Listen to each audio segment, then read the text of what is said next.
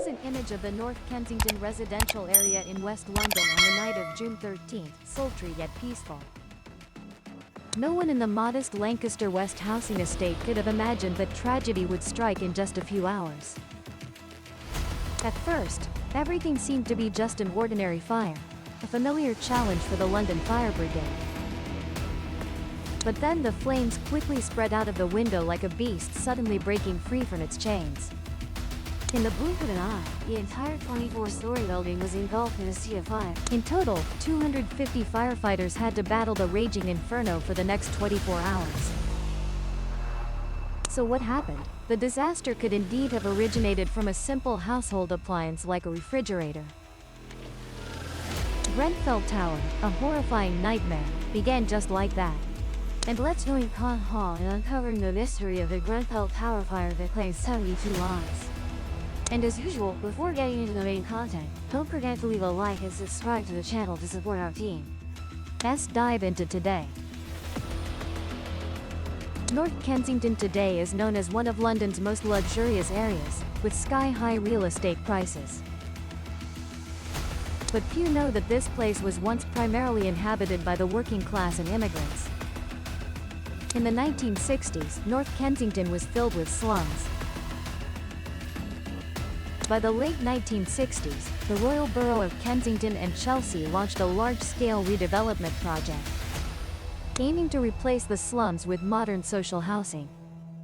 The Lancaster West Social Housing Project was conceived and designed in 1972, with the desire to create an ideal living space for residents, marking a significant turning point in the area's urbanization. The first phase of the project was completed in 1974, including a 24-story tower connected to 3 lower buildings, forming an impressive architectural complex with a cool, green central courtyard. This project was seen as an important milestone, significantly raising the standard of living and social housing at that time. Standing out in this complex was Grenfell Tower, a 24-story building deeply marked by meticulous architecture, a popular style of the era.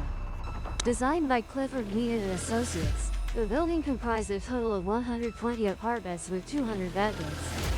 Each floor had 6 apartments, 2 more than the contemporary standard. Grenfell Tower was also considered a pioneering project with many unique features, like most other high-rise buildings. The main structure of Grenfell was made of concrete. However, instead of building conventional brick walls, Grenfell Tower's architects decided to use prefabricated insulated concrete panels. Their goal was to create a robust structure capable of resisting collapse. A costly lesson learned from the partial collapse of the Ronan Point building 6 years earlier. Upon completion, Grenfell Tower's contractors were confident that the building could last at least another 100 years. However, just 4 decades later, Grenfell Tower went from an iconic architectural work to being outdated and obsolete. The brutalist style fell out of favor by the 2010s, creating an urgent need for building renovation. Nevertheless, the decisive factor leading the local authorities to undertake a comprehensive renovation of Grenfell Tower was the severely degraded insulation system. In 2013, Grenfell Tower was given a new facade. The apartments were fitted with a new hot water system, and the old windows were completely replaced with more energy-efficient ones. The building's exterior was covered with an insulation layer and a rain-spray aluminum cladding. This solution not only helped save energy and reduce heat loss to the building, but also created a modern and aesthetically pleasing new appearance. The Grenfell Tower renovation project was initially praised for significantly improving residents' quality of life. However, not everyone was satisfied with how the city council managed the building. Some residents voiced warnings about potential safety hazards, particularly the fire prevention and firefighting systems. They believed Grenfell Tower was highly susceptible to fire, as if they had foreseen the tragic fate that would occur on June 17, 2017. Just 7 minutes after arriving at the scene, firefighters identified the source of the fire. By this time, flames from the kitchen had spread out the window, clinging to the external aluminum cladding. What shocked everyone was how quickly the fire spread vertically and also to the east side of the building, where the kitchen windows were. In less than 30 minutes, the fire had erupted on the top floor of Grenfell Tower. At 1 hour and 42 minutes, the fire spread to the north and continued to expand across the entire building facade both horizontally and vertically. 10 minutes later, the fire engulfed the south side, plunging the entire building into a sea of flames. When approaching Grenfell Tower, the London Fire Brigade observed a flickering light on the 4th floor. "Nothing unusual," one of them remarked. However, just over an hour later, specifically at 2:06 a.m., they had to declare it a major fire. However, according to the building's fire safety regulations at that time, residents were instructed to stay in place and wait for rescue teams. It may sound strange, but staying in place was the standard procedure applied to all buildings similar to Grenfell Tower. Accordingly, in the event of a fire, the tower's structure, especially its thick concrete walls, would ensure the safety of residents in other apartments. Combined with fire doors, the flames would be contained within a room for several hours and unable to spread to adjacent areas. However, the fire brigade did not anticipate the flames spreading along the building's facade and threatening other apartments from the outside. As soon as they realized the severity of the situation, the fire brigade canceled the stay-in-place policy and advised residents to evacuate immediately. But for many, it was already too late. Fortunately, many residents trusted their instincts rather than following the instructions. At 2:47 a.m., when the decision to abandon the stay-in-place procedure was made, more than half of the nearly 300 residents had already escaped on their own. However, about 100 people remained trapped inside. Instead of evacuating downward, many victims ran to the upper floors hoping to find help. But this action was akin to sentencing themselves to death. 3 hours later, when the fire raged fiercely on the west side of the building, those inside had almost no chance of escape, as over 60 apartments were engulfed in flames. By then, the elevator system had completely failed. The stairwell, the only escape route, was filled with thick, toxic smoke, making escape impossible. Despite the danger, London firefighters risked their lives to enter the scene. To rescue the victims, the biggest challenge at that time was locating the trapped victims. Many proactively contacted the fire control center by phone to provide their locations. Information about the fire was quickly relayed to the command center. Immediately, the on-scene commander received orders to deploy rescue operations. However, the roar of the flames, crackling sounds, and dense smoke enveloping the area made radio communication impossible. In the urgent situation, commands were conveyed through hastily written notes on paper. Inside the building, the line between life and death became more fragile than ever. Overwhelming fear caused many to panic and lose control. They moved chaotically from one apartment to another in search of an escape opportunity. On numerous occasions, firefighters relied on location data from distress calls to reach, but upon arrival, the apartments were completely empty. Amid the raging sea of fire, many residents could no longer remain calm enough to wait for help from the fire brigade. Many witnesses present recounted horrifying scenes.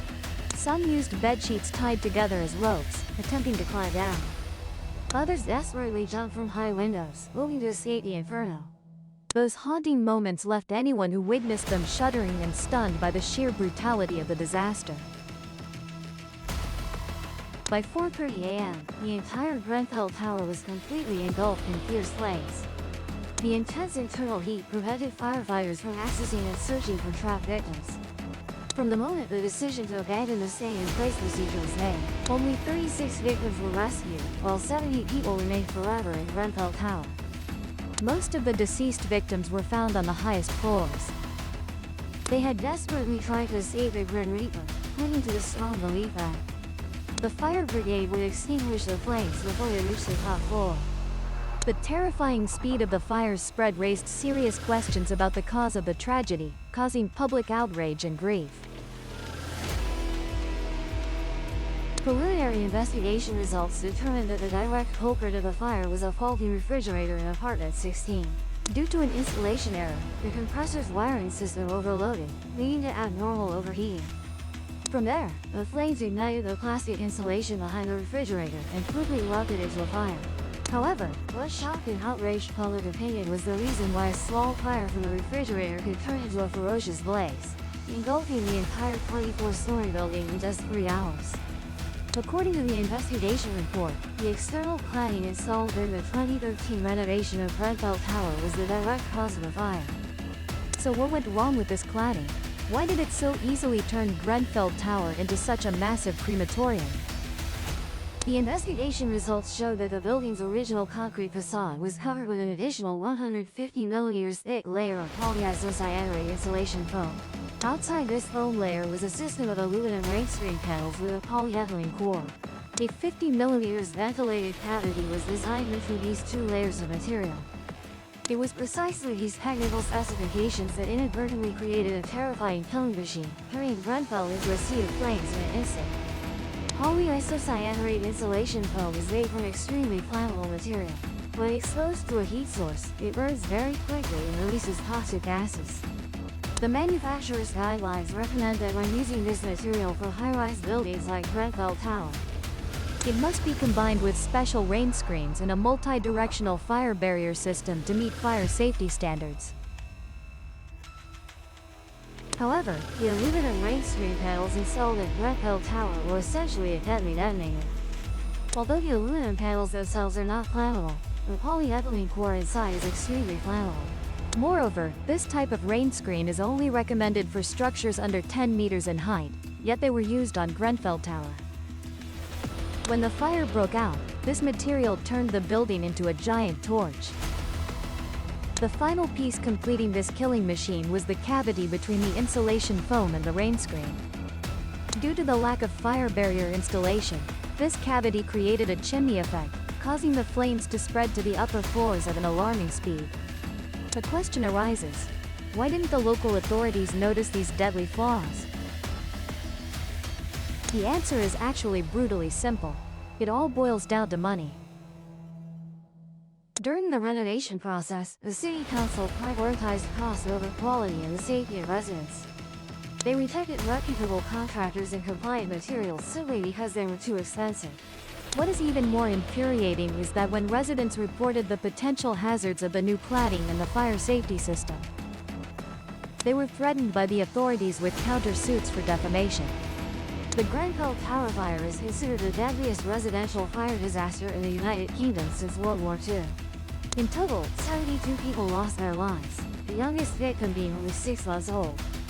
223 people were lucky to escape, but then all the firefighters involved in extinguishing the blaze suffered severe consequences, both physically and mentally, from exposure to high concentrations of toxic gases.